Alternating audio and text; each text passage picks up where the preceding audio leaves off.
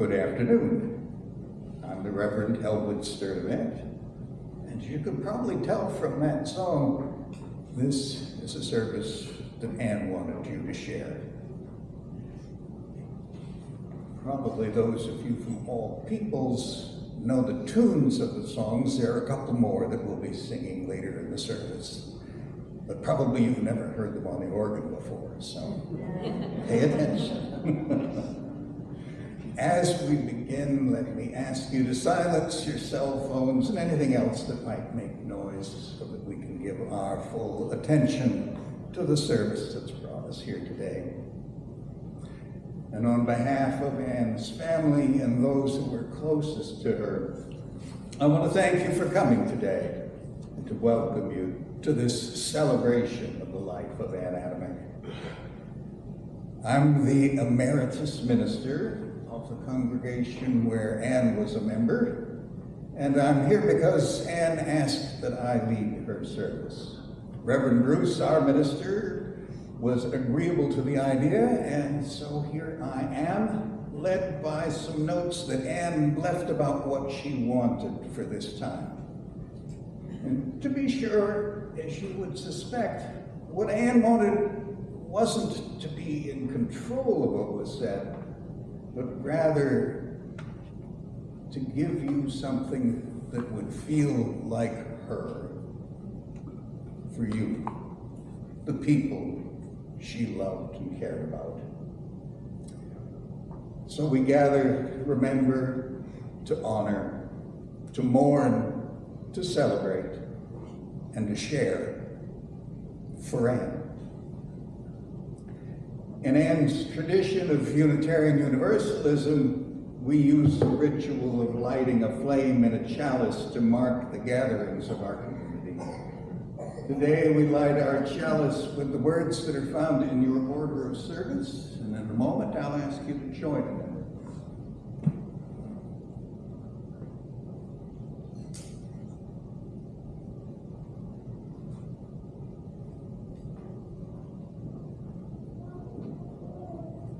We say together, life is a gift for which we are grateful. We gather in community to celebrate the wonder and mystery of that gift. In our time of grief, we light a flame of sharing, the flame of ongoing love. In this time when we search for understanding and courage in the face of loss, we light this sign of our quest for meaning and community. This afternoon, we come together from different traditions, and perhaps from no particular religious tradition at all. So let me share what I hope is a common context for this time with Charles Ortman's words. We emerge from and return to a source that is the stream of life. We are a part of this stream, a part of something much larger than ourselves, and we serve it by the way we live our lives while we're here.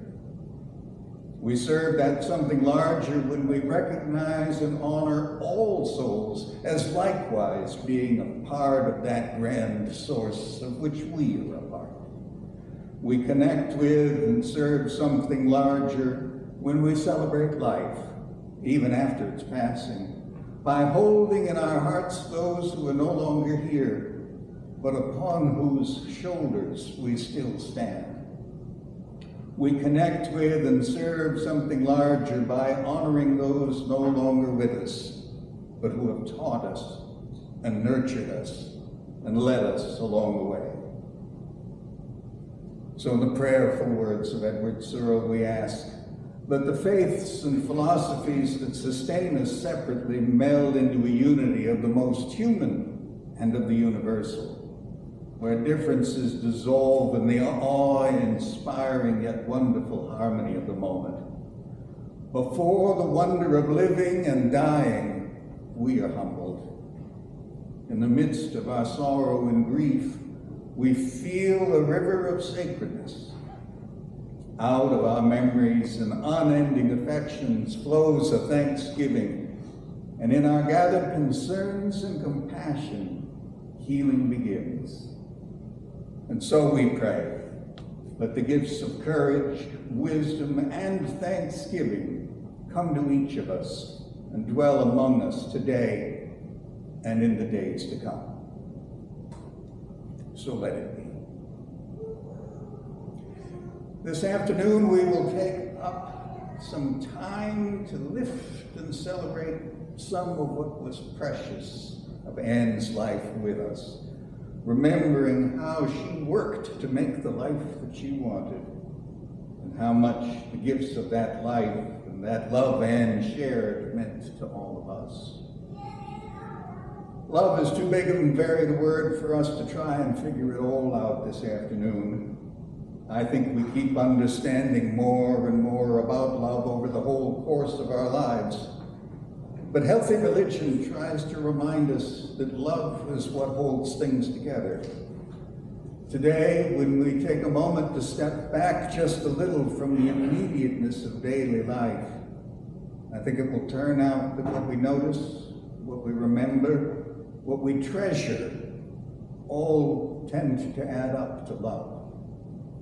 And I think we will find that our memories of Anne center on love and her giving, even in the midst of loss. So to begin, I have some memories to share that have been entrusted to me by people close to Anne, and I have some recollections of my own, as I've known Anne since I came to Louisville in 1987. I apologize in advance if I wind up not speaking to you the things that you would expect to be a part of this service, but there'll be an opportunity for others to speak in a little while. So I invite you now to begin to consider what you might want to offer that would be a comfort to all of us gathered here. I hope that what we begin today will be a continuing conversation, an ongoing sharing of your memories and impressions with each other, even after today. There's a story I sometimes begin memorial services with. The story of a little girl sent by her mother on an errand. The little girl returned later than expected.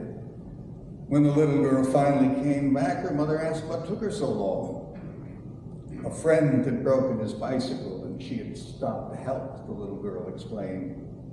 But your mother said, "You don't know anything about fixing bicycles." "I know," the little girl said. "I stopped to help him cry." Sometimes we're called simply to be present for each other and to help each other cry. But also, at a time like this, we're asked to remember that beyond the tears, there is love. Khalil Gibran put it this way: when you're sorrowful, look again in your heart, and you shall see that in truth you are weeping for that which has been your delight. Anne was our delight.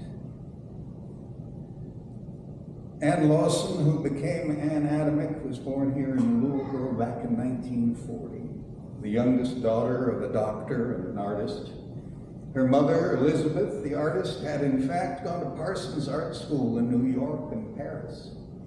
I gather she'd been an architect in New York and Chicago before her children came along.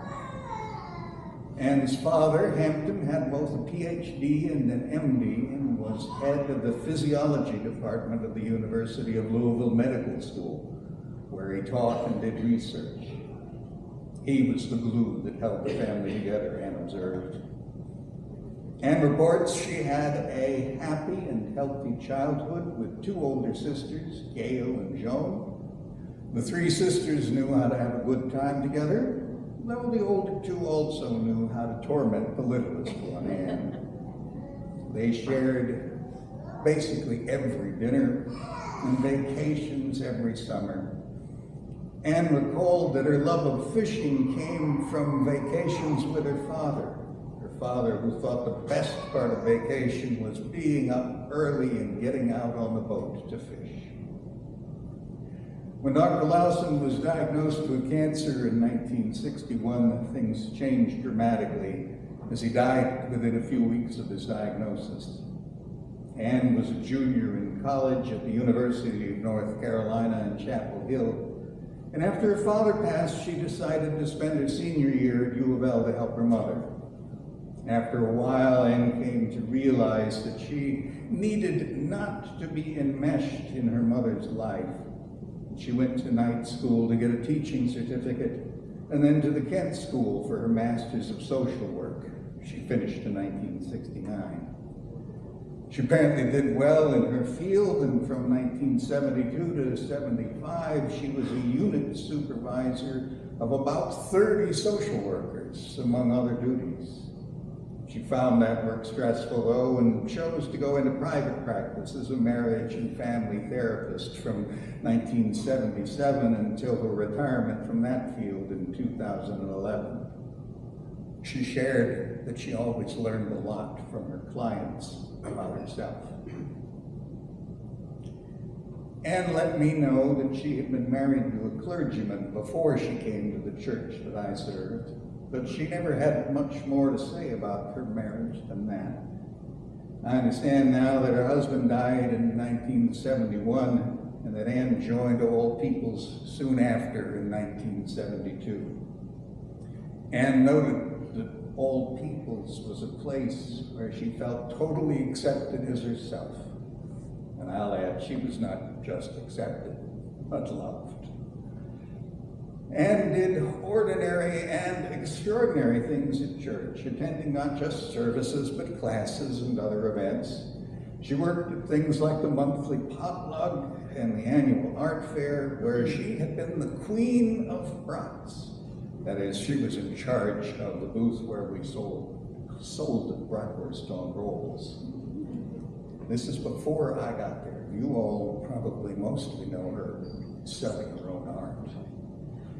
Anne's love of music, and in particular Kentucky's traditional music, shows in her being one of the principal founders of the church's annual Hootenanny, an event which continued even this year with her favorite local musician, John Gage. Not too long after I came to the church, Anne Adamek, along with Ann Dorsback, helped start and run the very busy wedding rentals activity, leading to some years where we held dozens of weddings at the church and on its ground each year.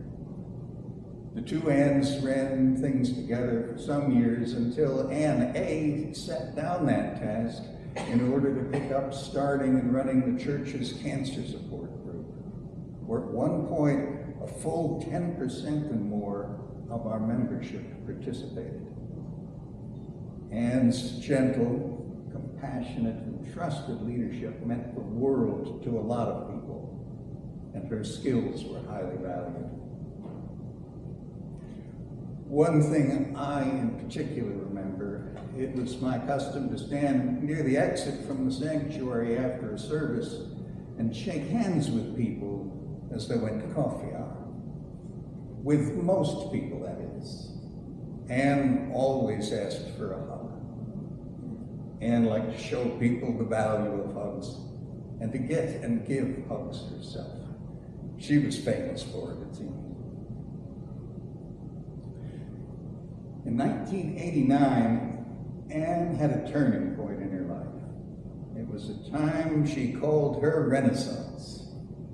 That was when she began to get in touch with her creative side and to do all the things I remember her doing so well.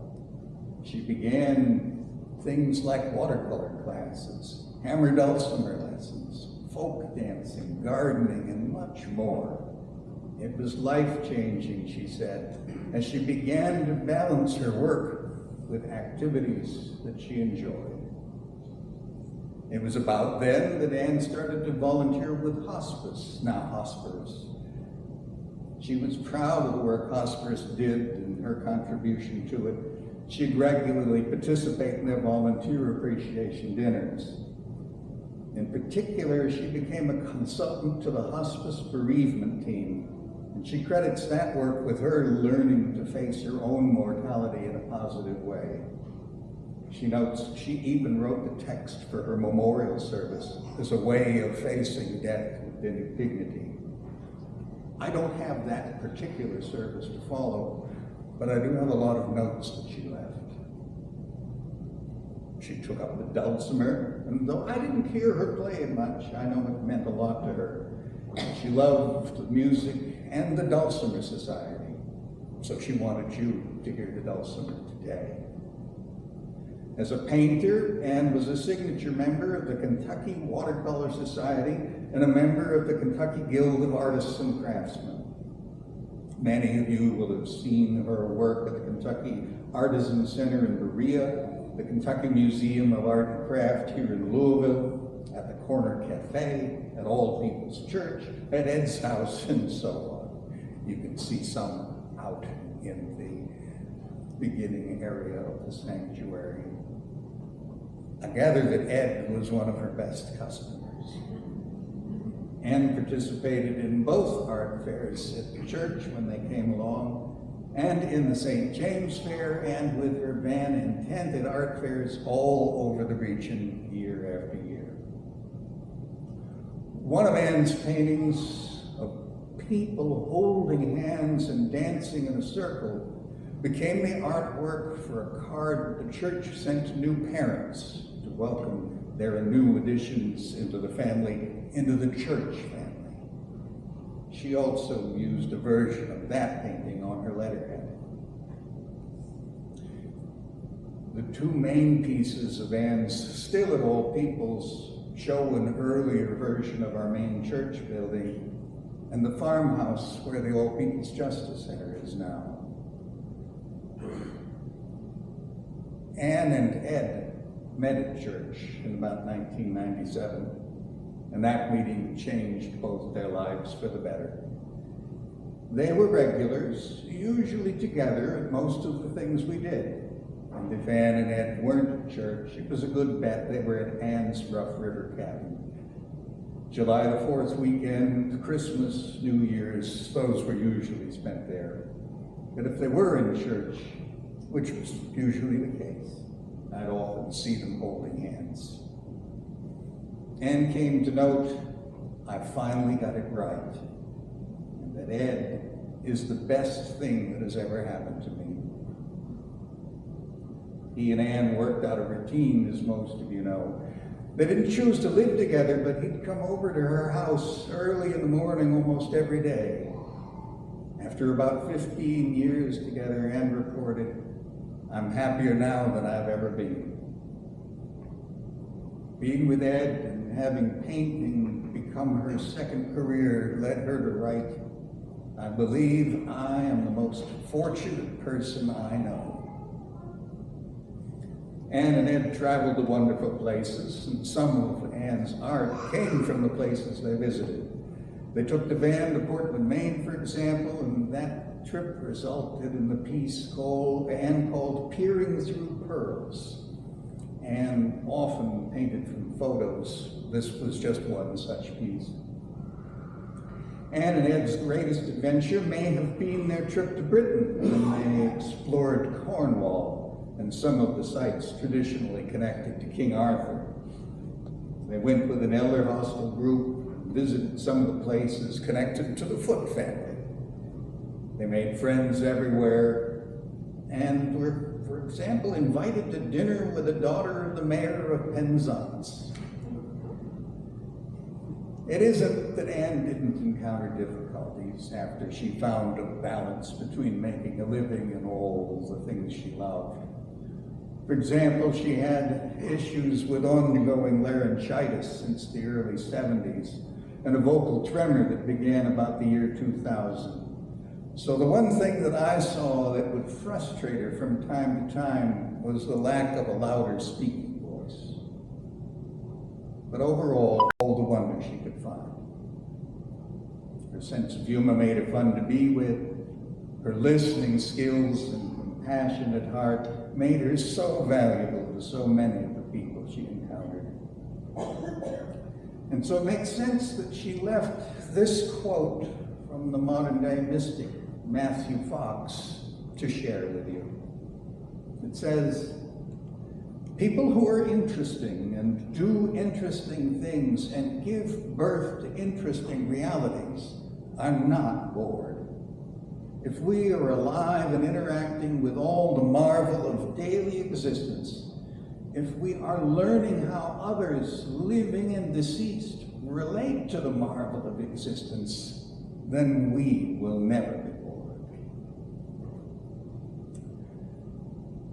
Eventually, it came time for Anne to look for a new home, and she found this place, which she loved.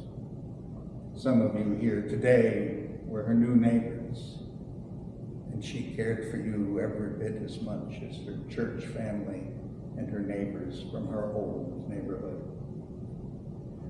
Looking at all the things she'd accumulated in 54 years in her home, I understand she saw all of the activities that those things stood for and remarked, I don't know how I had time for all this. It was a full life, a life full of sharing. When Anne moved, Ed decided to come here to live too, and they were aware how fortunate they were to live under the same roof.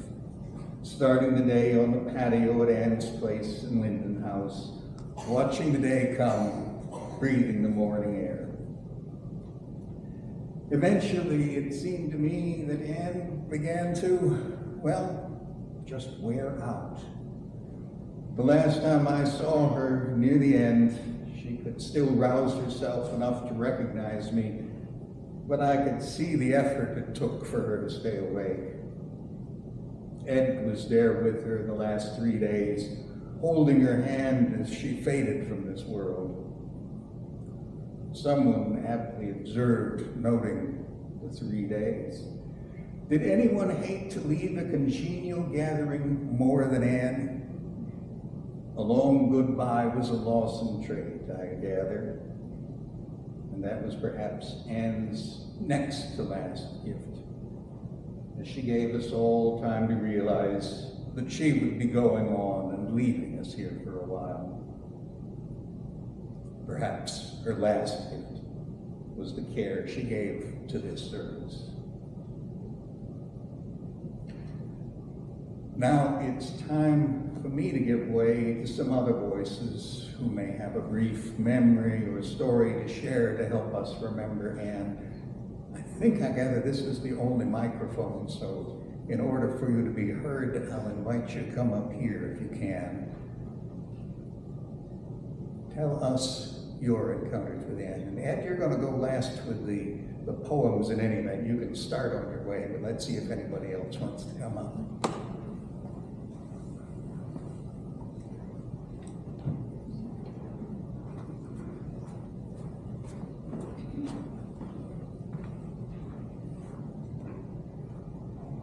Hello all, I'm Greg Weeder, part of Anne's church family. And as she reminded me when I met her in church years ago, I remember you. Turns out she grew up across Hubbard's Lane from where I grew up. And although she was 12 years older than me, she was very good friends with two girls that lived across the street from me, Polly and Ellen Hamilton. And I was a mischievous boy. I'm proud to say I'm still a mischievous man. But whenever I'd see her at church, she says, I remember you, and I'm going to be watching you. This sort of signal. So we would joke in the lobby and in the gathering space, and we'd always have a smile. And I'm very fortunate that Anne is a friend that I was able to see not long before she passed. I'm sure others here lament the fact that sometimes a good friend passes before we can have a final goodbye. So my wife Debbie and I went to see Anne and Ed here at Epischopal Church Home, and I shared some photos of my recent travels. And before I left the room,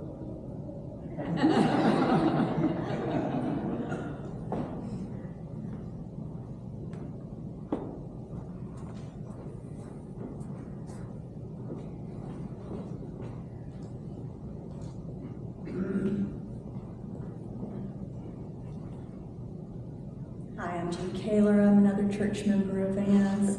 Ann and I have known each other for decades, and not only at church, but we were colleagues, so sometimes we shared thoughts and issues with each other.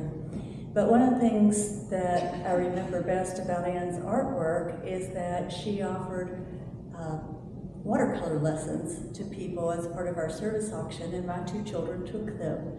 And they're artistic, so they learned how to do that, and I'll always be grateful for Ann for teaching them that. We loved Ann's artwork, so we had it in our home and in my office, and now my adult daughter picked one of her paintings for her new home. So she was really talented, and probably what I love Ann the most about is that, as Karen said, she's one of the best huggers ever. So, I went to see Ann a couple of weeks earlier in here, and I could tell she was going downhill, and as I was leaving, she said, "I love you."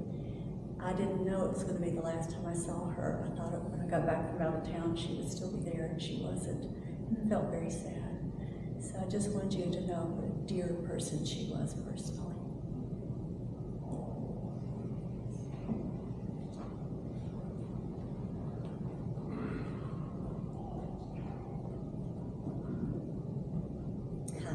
I'm Joy, longtime friend of Ann's for over 30 years, and then I'm also get to support us today from the organ back here. Ann and I met over 30 years ago in the bereavement counseling room at Hospice of Louisville, where she was a volunteer, as was described before, and I served on that team in my role at hospice. Got to know her there. Friendships developed. My dear friends in the back, Mary, Brenda, and Ann, we joined together and have our group continues. Ed is now part of it as well. The 4 seasons. We're now for over 20 years. At each season, we gather at one of our homes for a meal together, and Ann's season was summer. So Ann, this is our summer gathering, although we're going to get together in a few weeks. And also, when I think of her home, I think of the wonderful, whatever kind of stove it's called, the heater that was in her living room, that was just like the wood-burning one that my grandmother had. Ann was back there nodding her head. And to this day, I still use a recipe from over 25 years ago that she gave us for her salmon, a marinade for salmon. And I think that came from one of the sisters, so I've got to check that out with the nieces.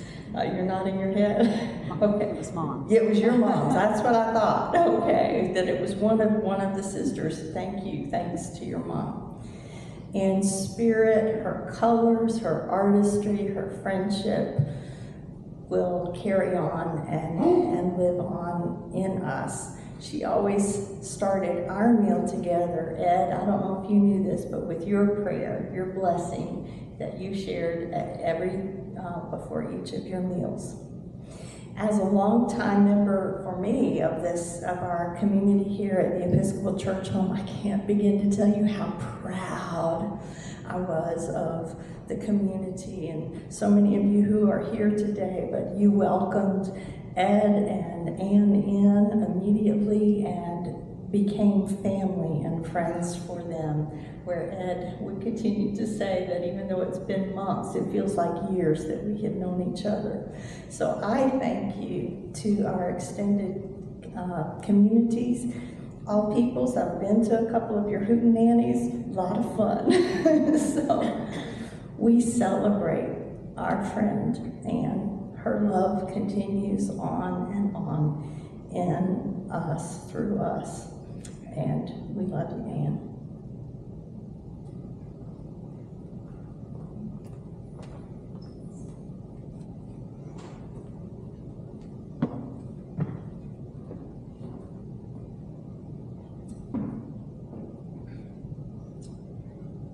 My name is Barry. and I knew Ann as a neighbor and a friend.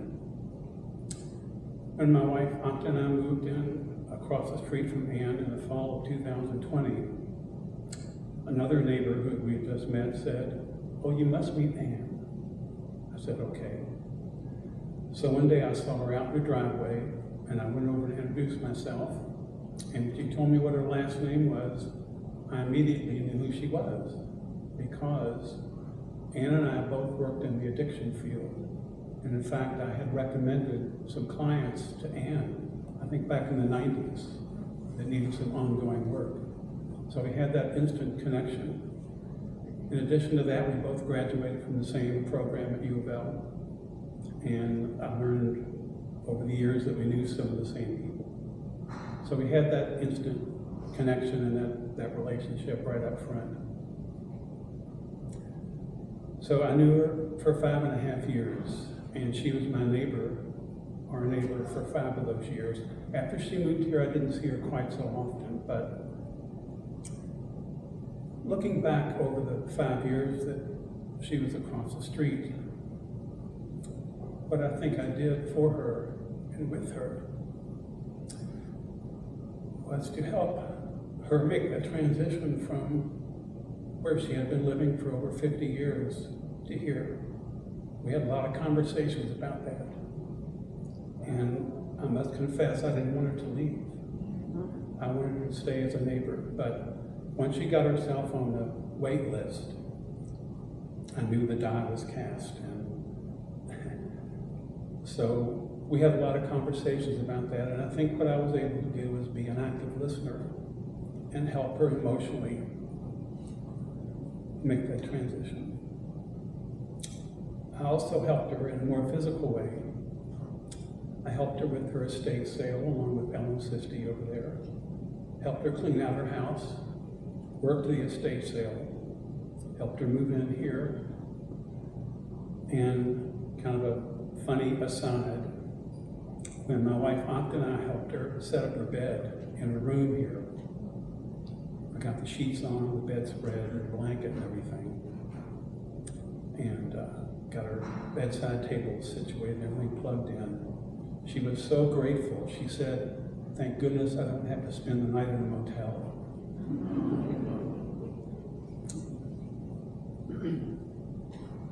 The last time I saw Ann was on April the 9th, when I walked in her room and saw Ed talking with the social worker. And I looked over at Ann and I thought she was asleep. And apparently she had just passed away. I'm out in my front yard pulling weeds. It's hot. Here she comes walking across the street with her turtleneck sweater and her down vest. And she's got that humble look on her face. You know that look? And I don't know what she wants to talk about, but whether she wanted me to help her with something or just to talk, but I knew that whatever it was, we'd figure it out, because we were always able to do that. And I'm really going to miss her.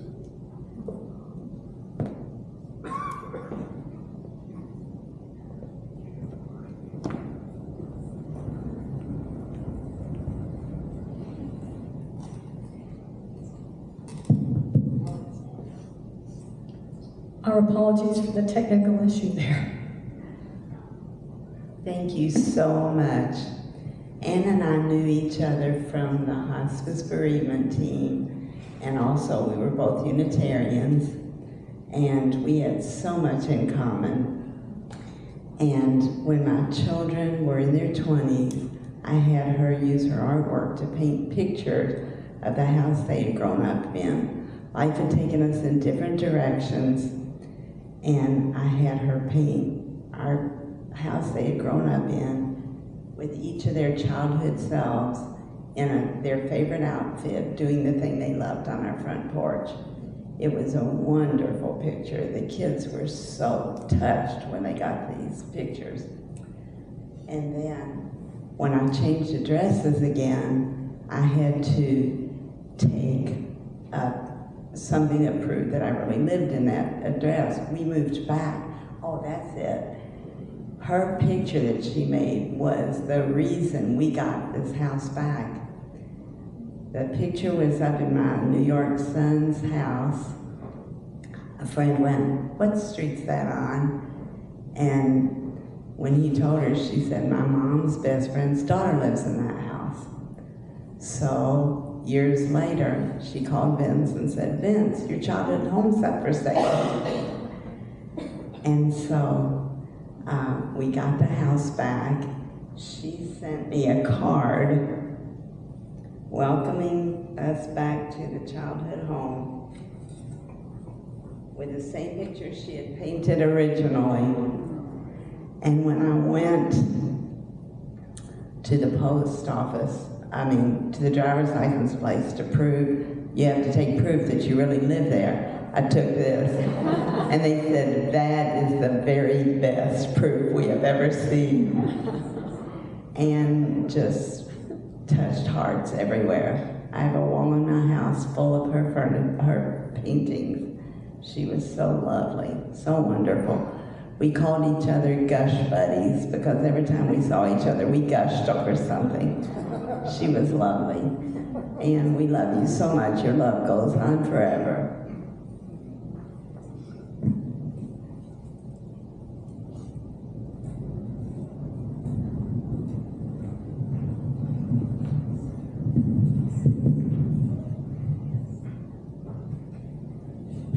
I'm Jane Gross, and I am a member of the church with Ann. She was my church buddy that I met in 1978 when I first moved to Louisville.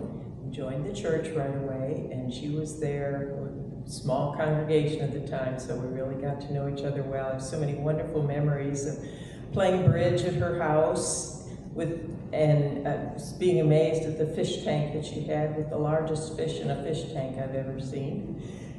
When we started having auctions, my husband was a pilot and we had an airplane, and we would offer trips, and she would always bid on and make sure she got the trip to Keeneland, where we would fly to Keeneland and walk over to the racetrack and fly back, and she just thought that was just a wonderful gift. And of course, I was the money person. I was the treasurer for life, they said. I had to move away to get away from that.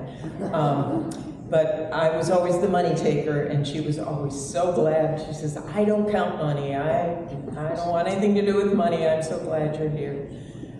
We moved away to Florida for a period of time. We were gone about 17 years. And when we came back, first thing we did, of course, was go back to the church. But I got one of Ann's famous hugs. She said, "I'm so glad you're back. I just missed you so much, and it just meant so much to me."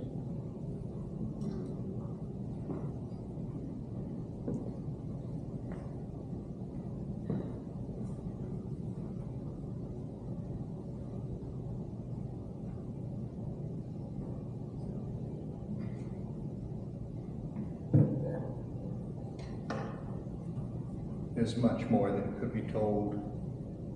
I barely touched on Ann's love of her family, nature, how she made jewelry from real flowers.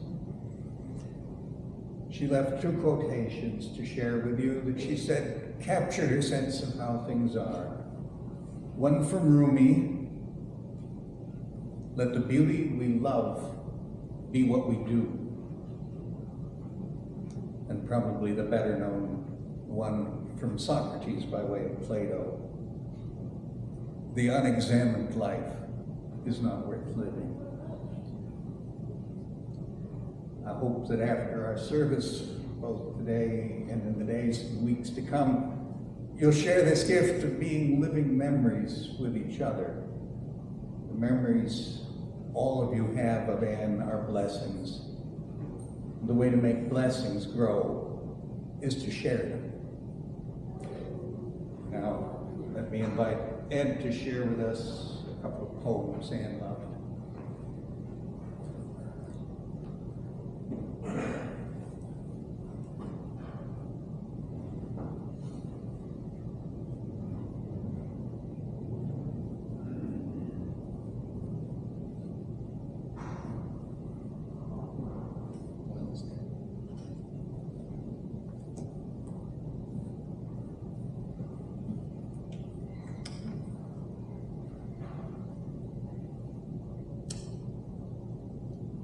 This is a wonderful place, and it was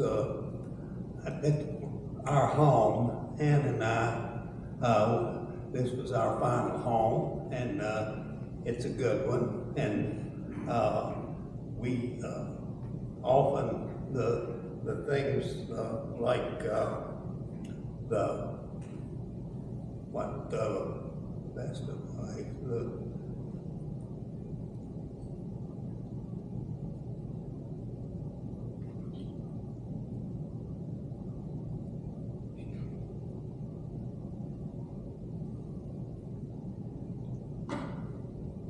And I had a senior moment there.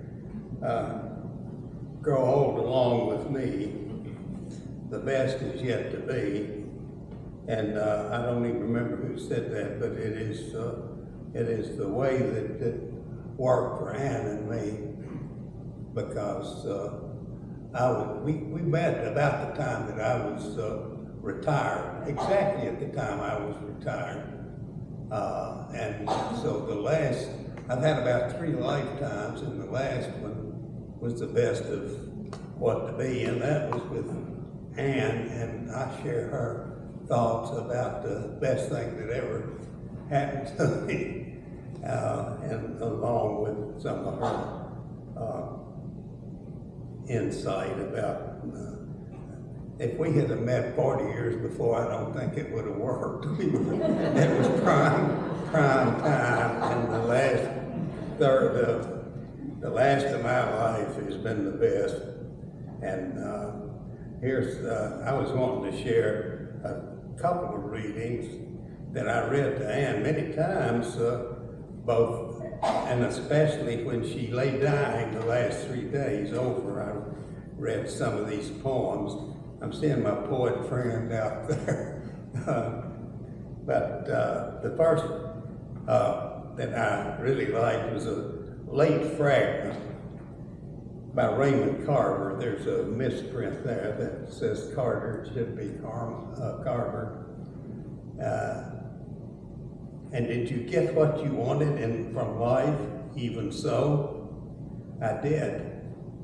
And what did you want?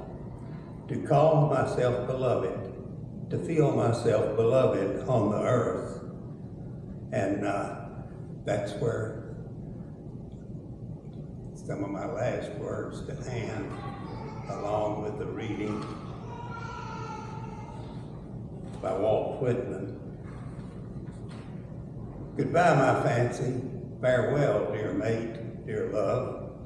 I'm going away, I know not where, or to what fortune, or whether I may ever see you again. So, goodbye, my fancy. Now for my last, let me look back a moment. The slower, fainter ticking of the clock is in me. Exit nightfall, and soon the heart thud stopping. Long have we lived, joyed, caressed together, delightful. Now separation, goodbye, my fancy. Yet let me not be too hasty. Long indeed have we lived, slept, filtered, become really blended into one. Then if we die together. Yes, we'll remain one. If we go anywhere, we'll be better off and blither and learn something. Maybe it is yourself now really ushering me to the true songs, who knows? Maybe it is you, the mortal knob, really undoing, turning.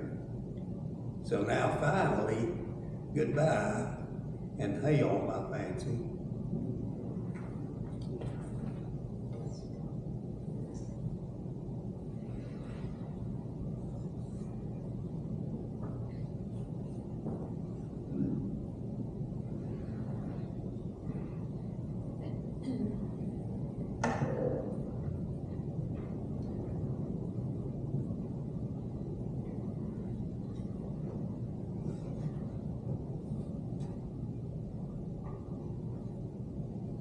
Thank you all for sharing with us.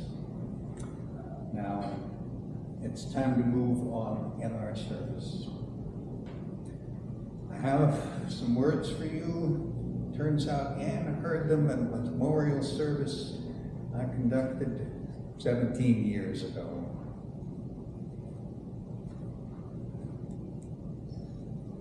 These words are a version of Rumi's poem called Life and Death. I invite you to listen to them with your hearts. Look at love, how it tangles with the one fallen in love. Look at spirit, how it fuses with earth, giving it new life. Why are you so busy with this or that or good or bad? Pay attention to how things blend. Why talk about all the known and unknown? See how the unknown merges into the known. Why think separately of this life and the next when one is born from the last? Look at your heart and tongue. One feels but deaf and dumb. The other speaks in words and signs. Look at water and fire, earth and wind, enemies and friends all at once.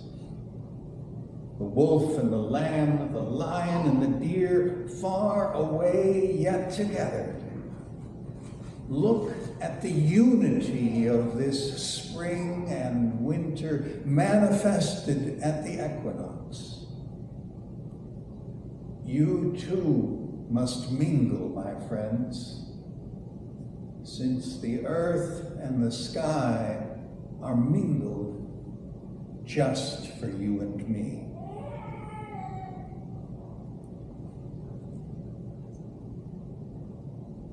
I will invite you now to a moment of silence, after which I will invite you to sing with me again. In this silence, you may wish to be with your own memories and reflections, and perhaps with your own silent prayers and farewells.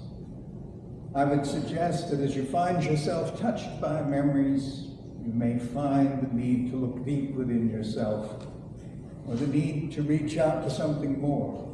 Call it God or love or whatever name or understanding works for you. This is the time for each of us to reach towards that which we hold to be ultimate. It is also a time for making your silent goodbyes and for looking to find some sense of peace and resolution. Here in the presence of death, let us hold in our hearts those who have felt the loss of Anne the most, that we may remember to be present for them. Let us also be reminded that love and joy do not die. And let us learn once again the true importance of life, in particular the importance which our separate lives hold for each other in times of need. Let us realize, as Anne knew, that there is no time on this earth which is not time of need. Loving Spirit of life, be with us as we enter this silent time together.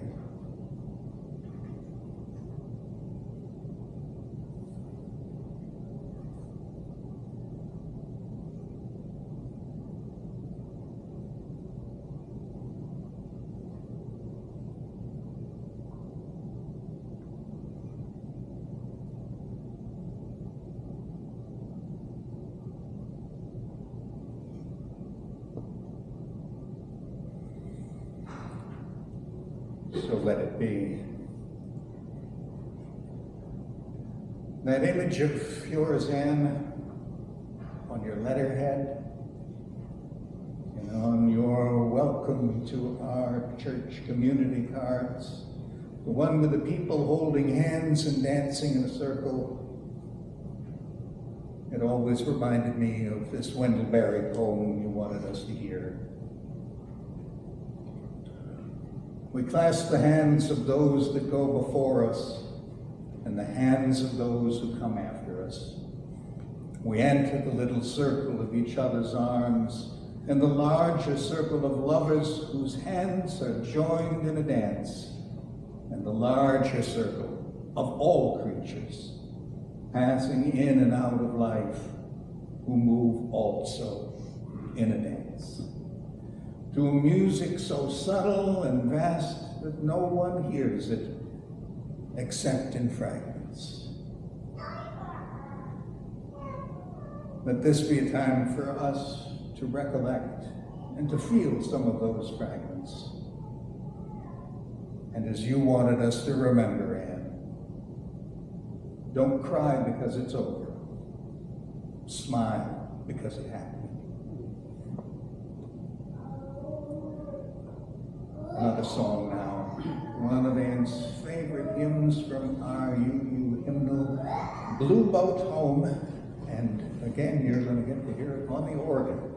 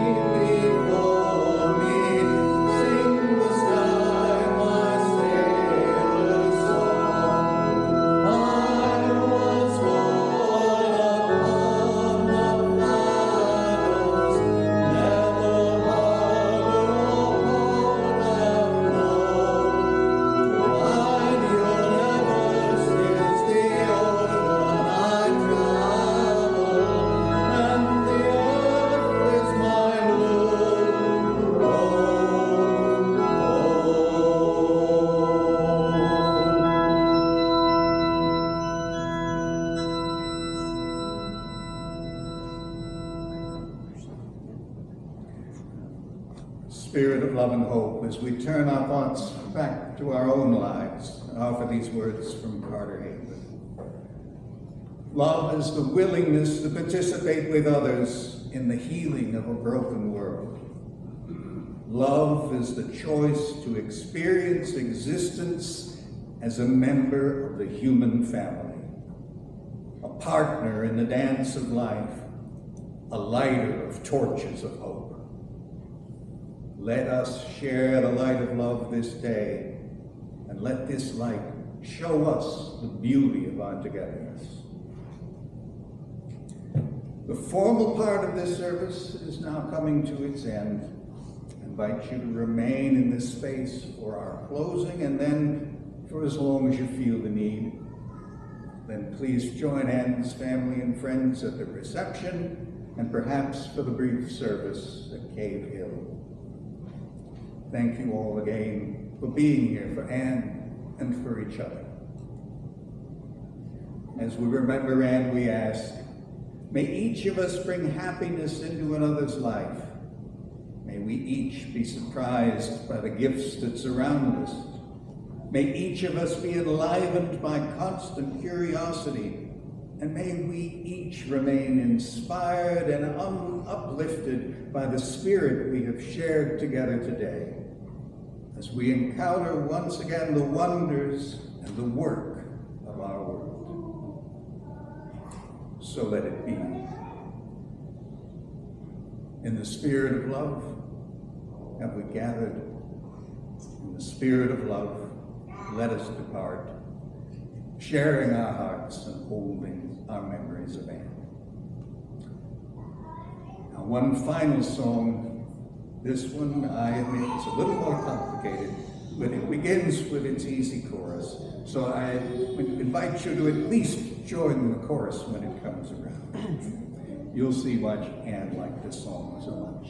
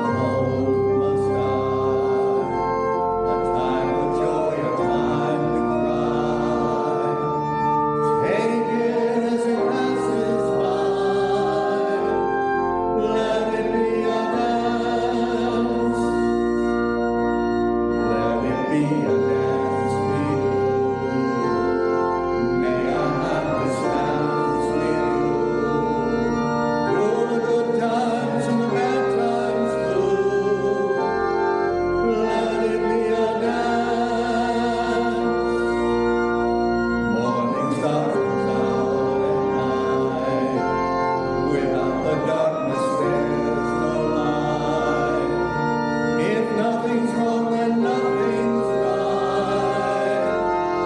right.